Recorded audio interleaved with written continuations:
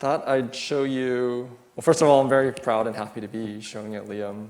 As Gina mentioned, this is the first exhibition I've done in Asia, and it's definitely the first exhibition where I've surveyed a whole series of works. Usually I just show one work because they're each individually quite intense, and there's a lot of ongoing and emergent behavior that can come out of any one of those works. So for me, it was a real delight when Gina suggested we show all of these works and that they would all fit in the black box, and she was totally right. And for me, it's also quite moving to be here too, because the works that you see in the exhibition are also a representation in a way of the relationship I have with my producer, Veronica So.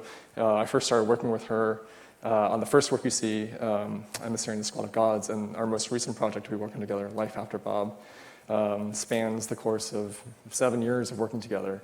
I'll talk a little bit about our work, the process of making these works, and yeah, I thought I'd just kind of tour you through my laptop, starting from Emissaries and moving our way to Life After Bob.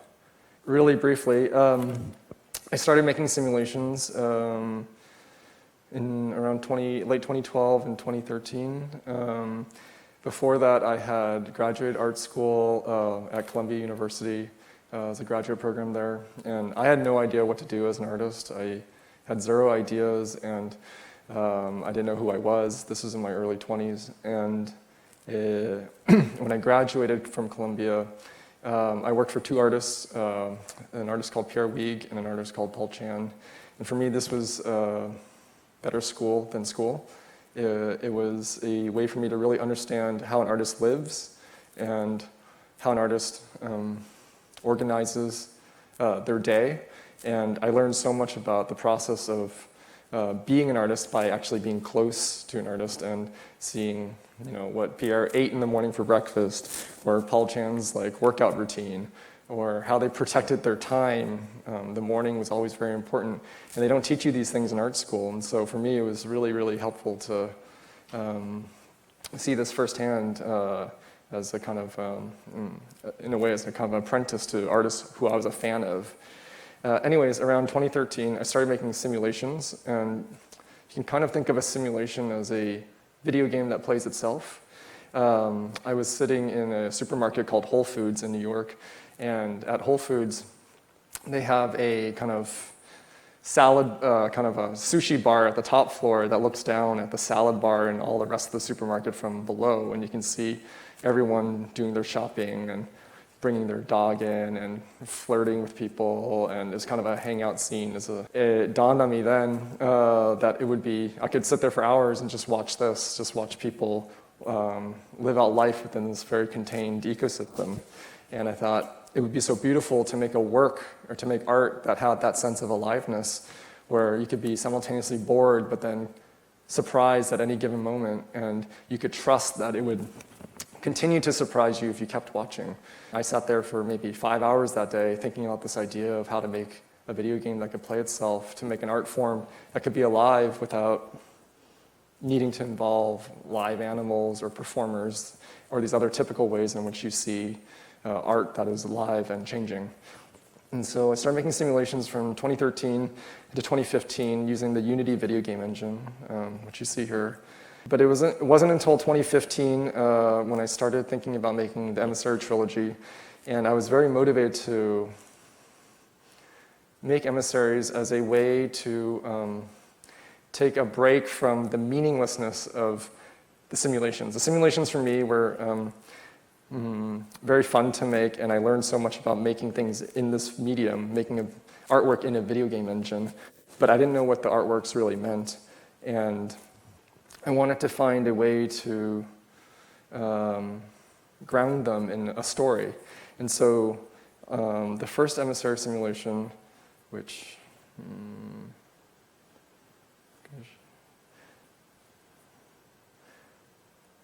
well, I'll jump to the third one actually. This is very basic, but maybe this is a way to start.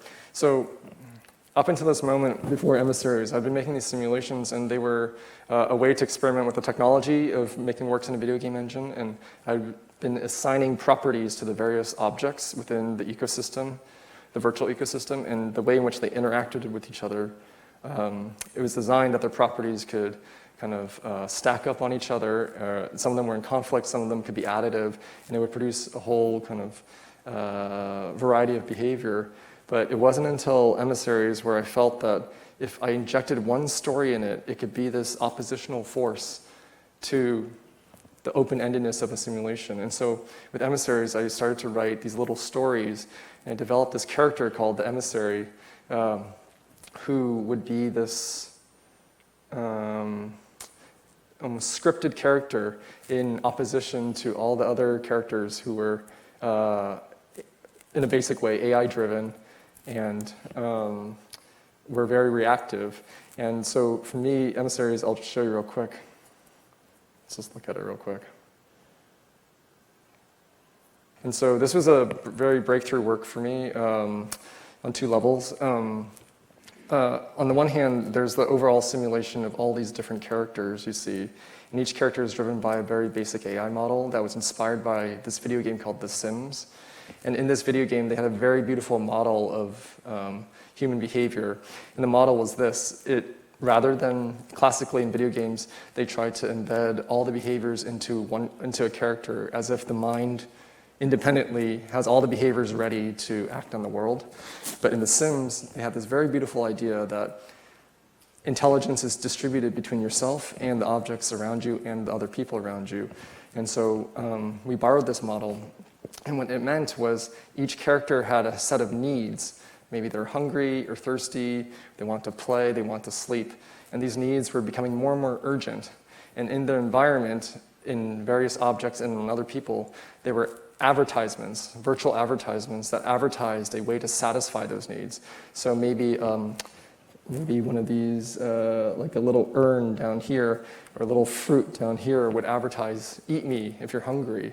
And so there was this relationship created between the object that prompted a behavior and the agent who wanted to satisfy a need. And this allowed for me to create a much more dynamic ecosystem of behavior. You could effectively, at a certain point when we're making this, you could just drop in 20, 30 characters, and as long as there were enough interesting objects in the environment, they could use them in different ways. So maybe the same apple could be used to eat for one character, but it would compete with another character who wanted to use the same apple to, play around and throw it at another character. And so this way of distributing intelligence, not just containing it within one of the agent's minds, but distributing it through the environment, was a real breakthrough and was a real joy to make. And so for me, Emissaries was the first way to start to inject a story against all these AI simulated agents. And the story came from this one character, this girl in red. And unlike all the other characters, she has a script. And she wants to convince her community here that this volcano that they're living on is going to erupt for the first time. It's a community living on the side of a volcano, and they've never experienced a cataclysm like a volcanic eruption before. And she has this intuition that something bad's going to happen. She's trying to convince them. And this is a very determined script. It's programmed into her behavior. But as each time the simulation plays, she's sometimes successful at convincing her community and sometimes unsuccessful and gets distracted by the other characters into their more reactive activities where they're eating together or they're playing around or they're all sleeping. She gets seduced into their much more basic behaviors. I just want to break here and show you a little bit of the process.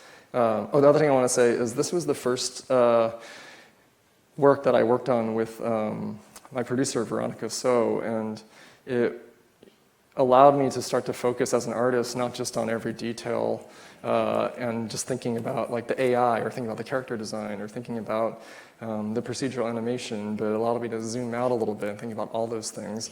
And so what you see in the show here in Worlding is starting from this work all the way through Life After Bob is, I think, on a personal level, an evolution in my work as an artist, working with other people who are much more experts than myself at various aspects of production, and learn to kind of let go of a little bit of control in what I'm making And but I will say that it all starts from drawings. So here's some drawings from third Emissaries, just to show you what it ended up looking like before I dive in. So it kind of looked like this.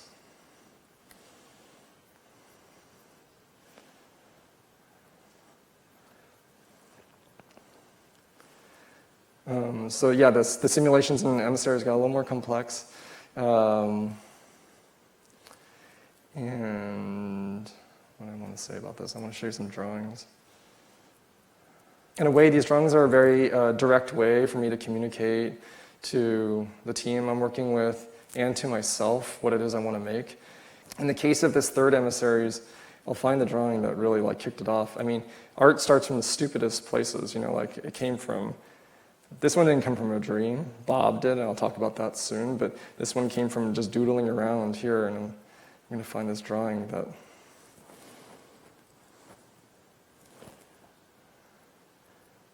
let's see.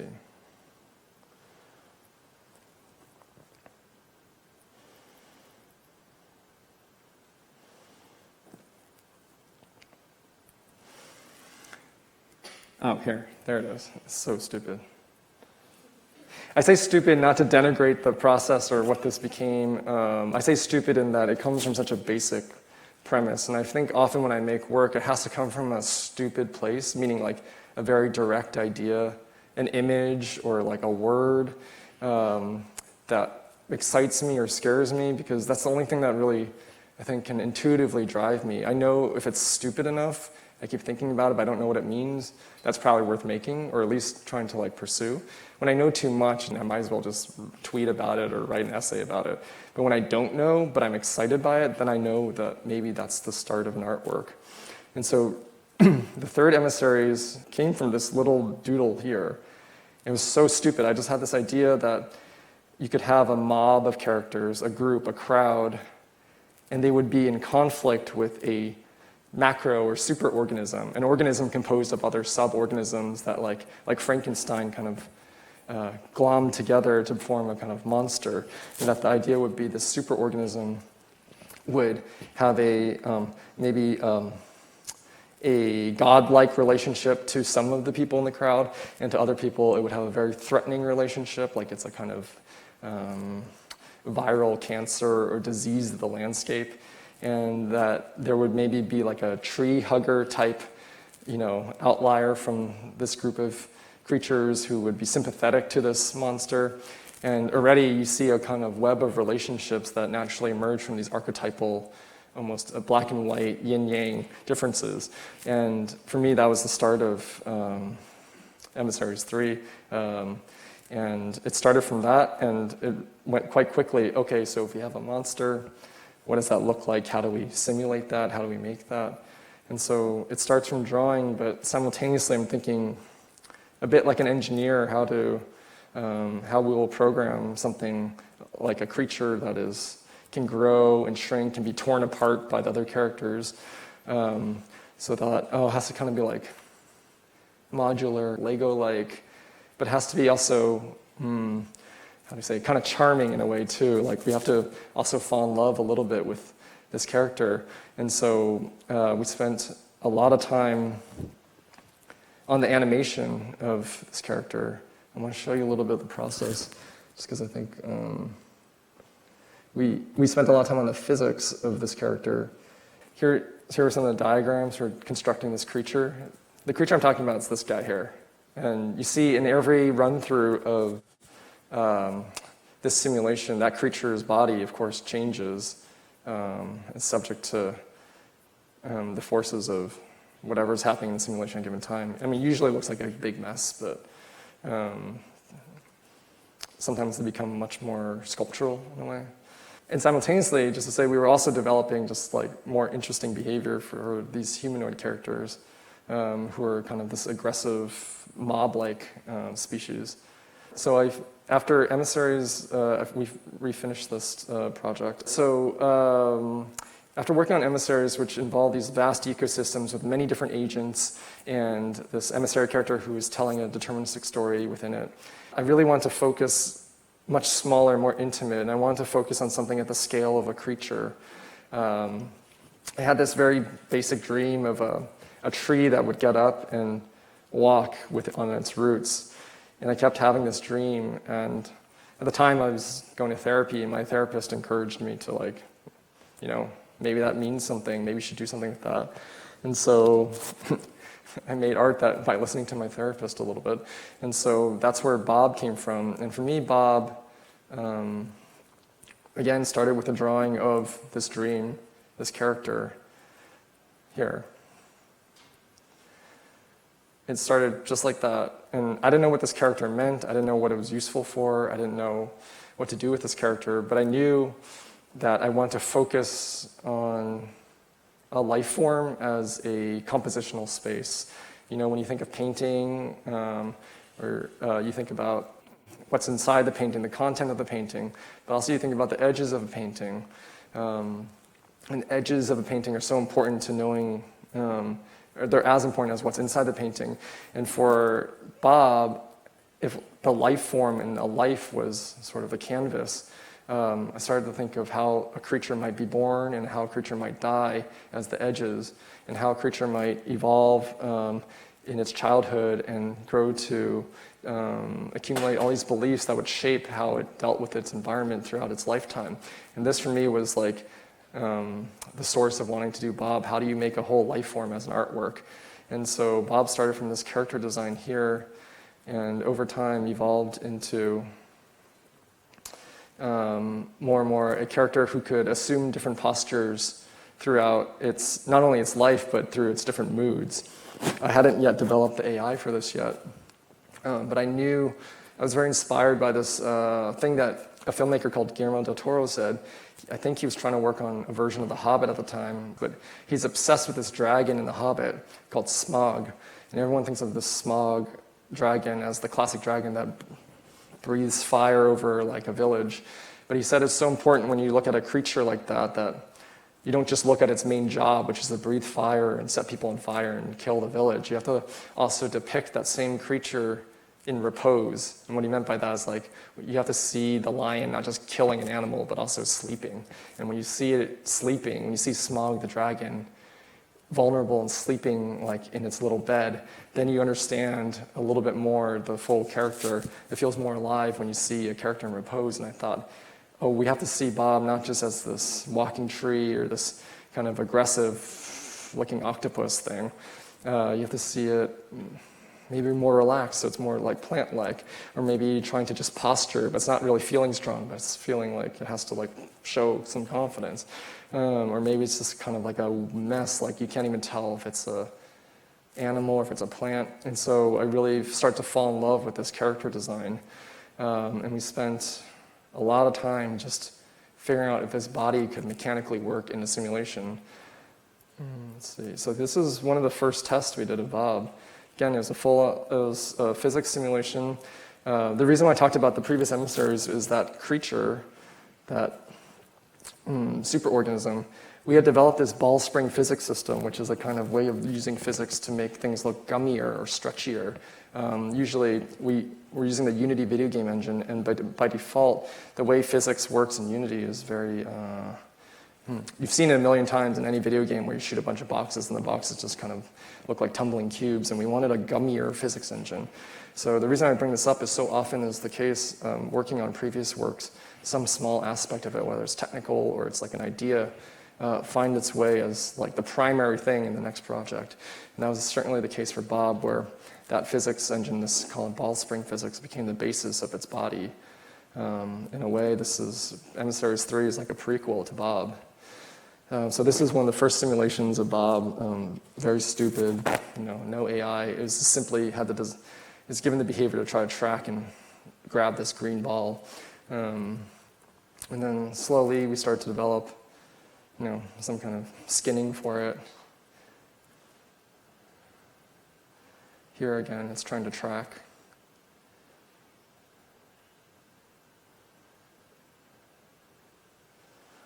I have 2 kids now, and this was before I had 2 kids. And making this was so much fun because I'm watching it now and I'm just like, maybe it's boring for you guys, I don't know. But I'm watching it now and I could just watch this like non-sentient, stupid program tried to seek this ball forever. I mean,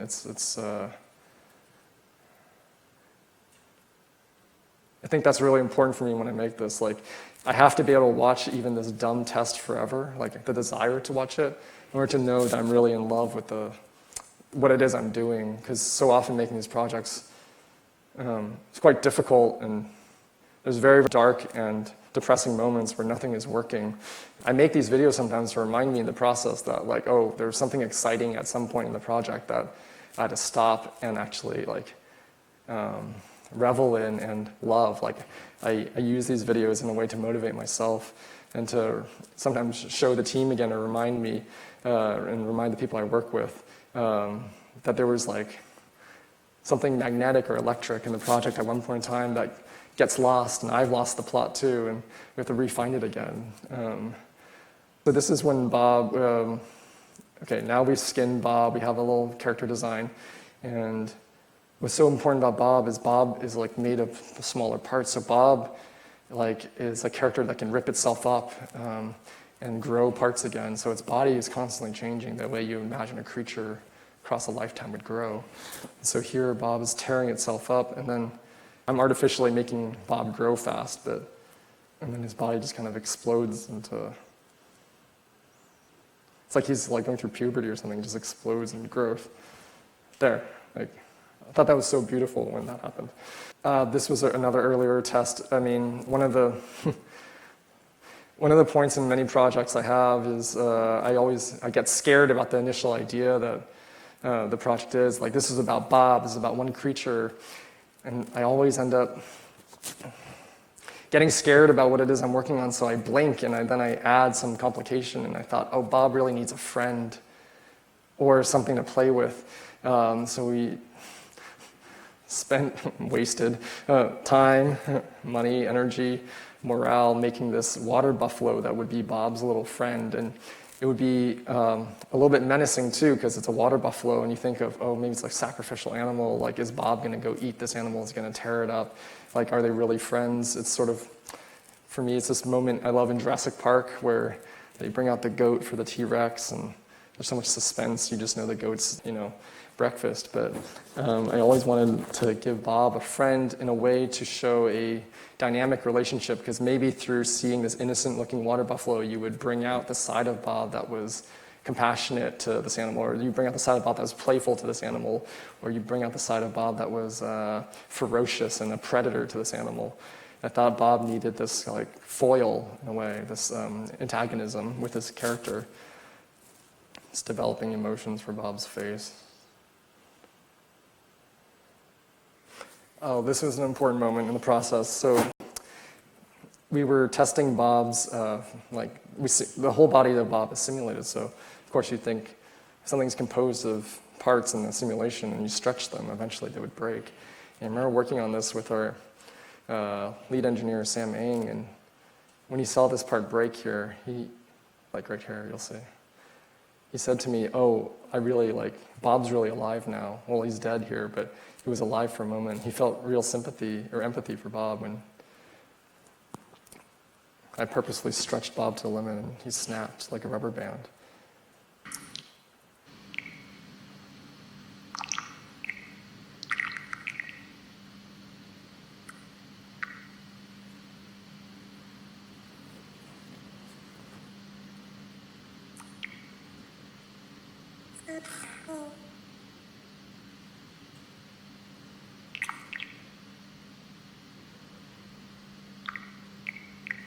I think he's sleeping here.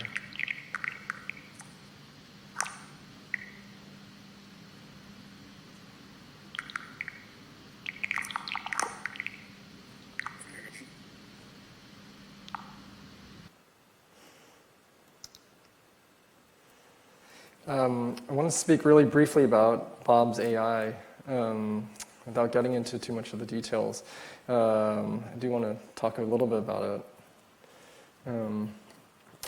So Bob's AI was, a real pain in the ass. But the whole point of making a creature as an artwork is that you would confront the problem of how do you make its AI, how do you make its brain? And so I became very inspired by the work of a Swiss psychologist called Carl Jung. And he had this idea that people aren't just a singular, unified, integrated person, but that you're composed of, in a way, a set of demons or a set of sub-personalities. And this goes back to even how The Sims was, I described the AI in The Sims. Carl Jung, in his way, describes quite a similar model where you have different needs, and those are embodied, actually. They're not just abstract needs. They are little demons inside of you. So you can think of the demon that seeks out to food, right? The hunger demon, or the demon that seeks out stimuli or play, novelty, or the demon that seeks out sleep. The part of you when you get really sleepy, like that demon takes over and puts you to bed. And so I thought about rather than try to compose Bob's AI as some monumental neural net that could possibly achieve all this diverse behavior, I thought, why don't we make a bunch of small mini AIs, essentially these demons, and have them compete for control of Bob's body, this thing that I've been showing you all this fun physics stuff with its body. Maybe that's actually almost like a car or a vehicle for these little demons to take control over and then use to fulfill its goal. And its goal now becomes much simpler. It's like the eater demon, the hunger demon wants to seek food.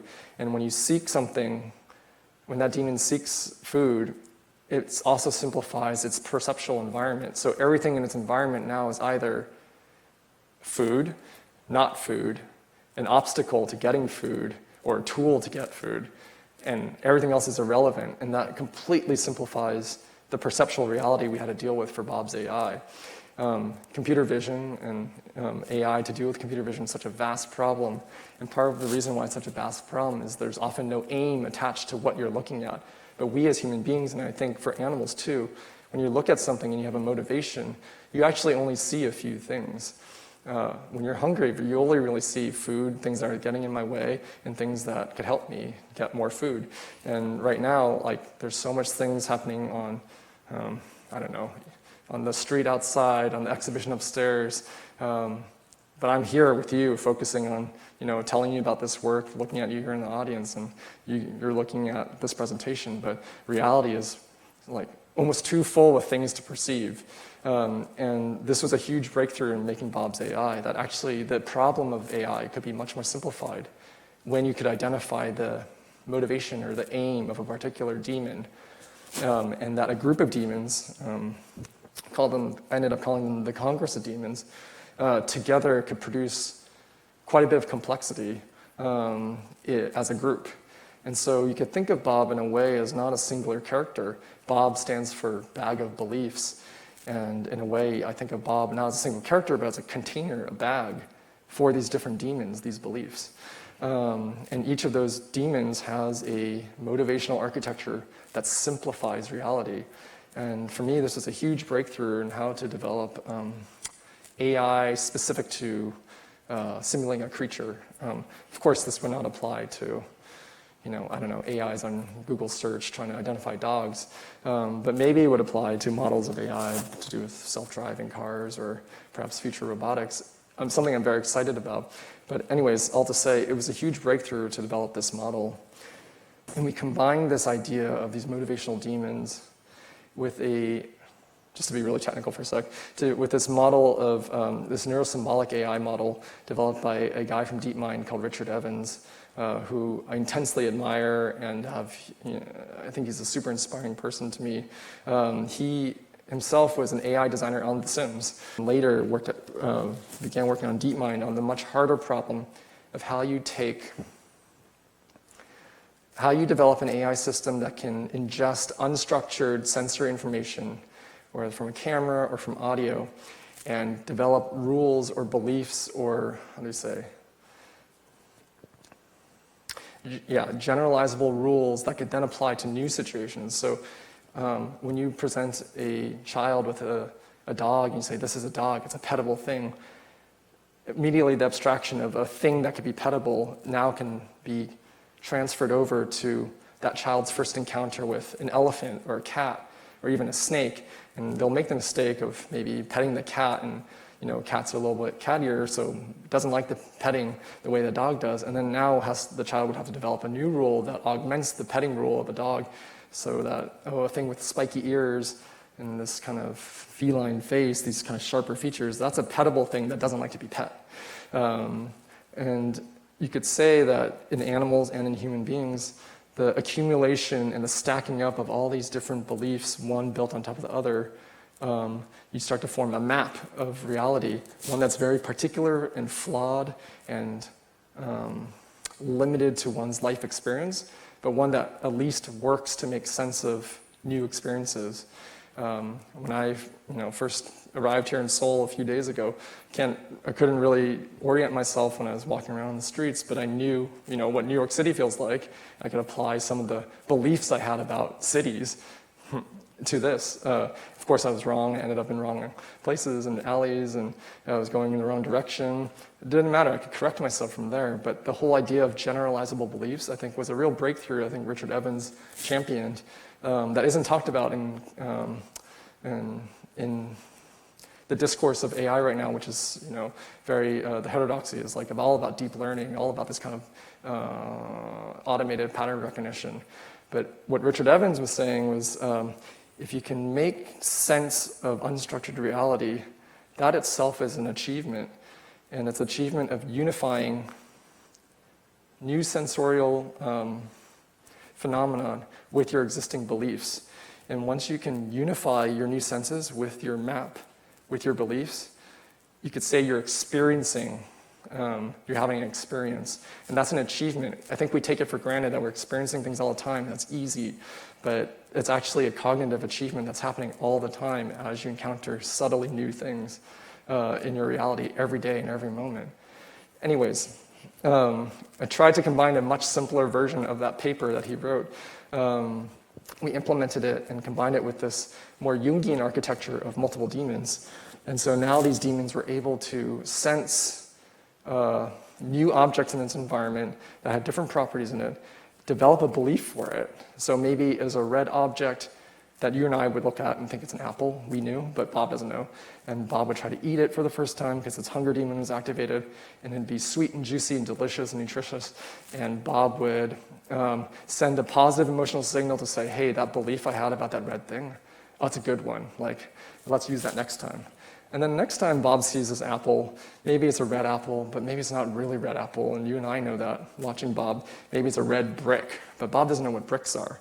It's a red thing, so Bob will put it in his mouth and his teeth will shatter, and it sends a pain signal. It says, oh shit, like that belief about red things that are juicy and yummy and good to eat, it doesn't apply when they're this kind of cubic shape. Now I have to develop a new belief of red things that are cubic.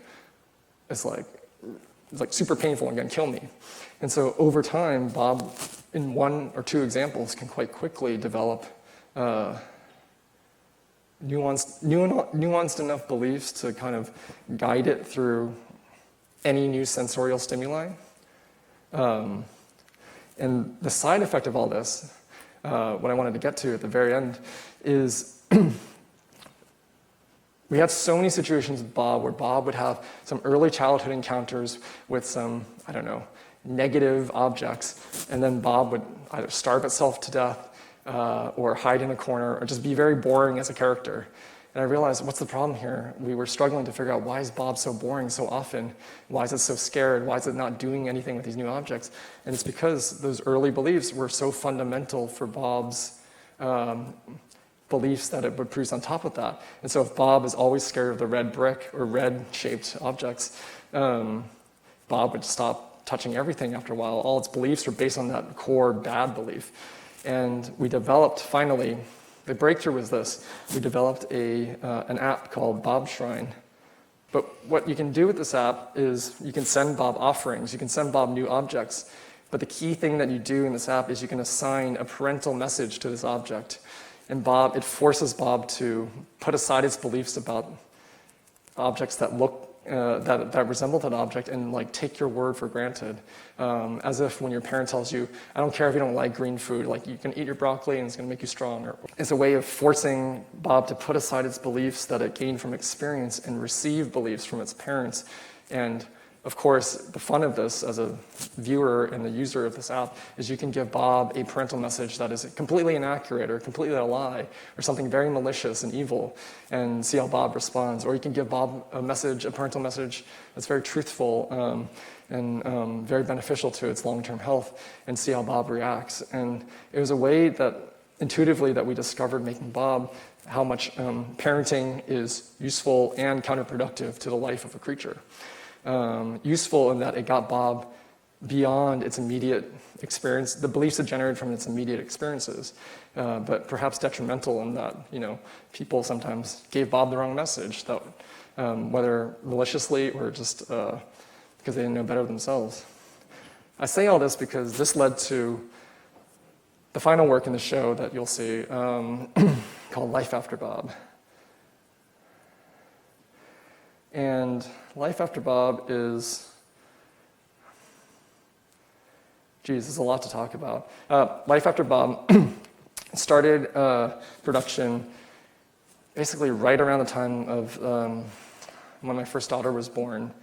And I became super scared of this idea of, having a daughter. I'm an artist. Like, how am I going to make my work? How am I going to have time for anything? How am I going to be a good dad? And then I started fantasizing, what's the worst possible dad I could be? And the worst possible dad I could be would be a guy who conflates his work with his parenting, with his daughter. And that's the character of Dr. Wong. And I had the idea to play out this mental experiment of what's the worst dad I could be from Stephen King. Stephen King, he was writing The Shining, which became a Kubrick movie. But when he was writing The Shining, he had just become a father too. And so I was reading this, I was like very resonant to me. And he was super scared about being a dad and being a writer at the same time. And he thought the worst writer I could be would be a writer who has total writer's block, becomes an alcoholic, and then blames his family and wants to murder his family so that he could be free again as a writer. And that's, if you blur your eyes a little bit, that's kind of what The Shining sort of is. And for him, it's quite therapeutic to write this, because imagining the worst case scenario and playing out this dark fantasy, he was able to work out what he really felt. And I won't lie, I felt the same way when I was writing Life After Bob and working out this conflation of my daughter and my work, that it's not as, all the badness is in the film. It's not, it did not manifest in my own relationship with my daughter, but I didn't know that as a young father. And so, just to say really briefly, Life After Bob, so it's the story of Dr. Wong and his daughter Chalice, and he installs Bob, inspired by the previous project Bob, he installs a character called Bob in her brain at childbirth, and it becomes a kind of co-parent for her. But Chalice is this kind of lazy 10-year-old, kind of evasive 10-year-old, and she abdicates more and more responsibility to her Bob, and her Bob activates her nervous system and voluntarily from her side does more and more of her life for her. And by doing more and more of her life for her, she kind of hands off all the conflict in her life to Bob. Dr. Wong starts to fall in love with the Bob side of Chalice. Meanwhile, the human side of her feels very neglected, like, what am I for? And so the whole premise and story of Life After Bob is this division of Bob taking over her life for her out of her own laziness and her feeling quite obsolete. As you'll see in the film, I don't want to ruin the film. Well, I'll just say, she goes off and plays this kind of mental neural game. What feels like 10 seconds in this game ends up becoming 10 years of her life, and she comes back to a reality in which Bob has lived her life for her for 10 years. Bob Chalice, the physical Chalice, is now 20 years old, having been controlled by Bob for 10 years, and she lives outside of that person's life. It's like imagine going to your own wedding, or imagine seeing a version of you 10 years from now lived out by someone else. That is the disconnection, that is the the feeling that Chalice encounters and has to deal with. And for her, the moral dilemma is how much of this person, that is this adult Chalice, is her, and how much of it is Bob. How much of this is a case of AI gone totally out of control, and how much of this is something that's not exactly her memory or experience, but she must integrate into herself if she's to continue on living. And so I wanted to find a kind of philosophical and moral scenario that could bear out this kind of conflict. Just want to show you real quick, the last thing I want to mention about Life After Bob on a technical level is that it's produced again in the video game engine called Unity.